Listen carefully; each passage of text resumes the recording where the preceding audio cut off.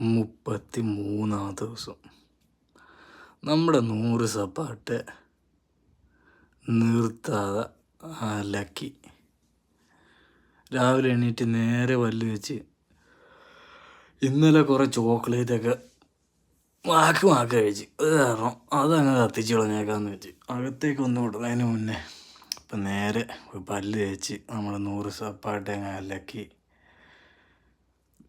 Video യൂട്യൂബിലൊക്കെ എടുത്തിട്ടുണ്ട്.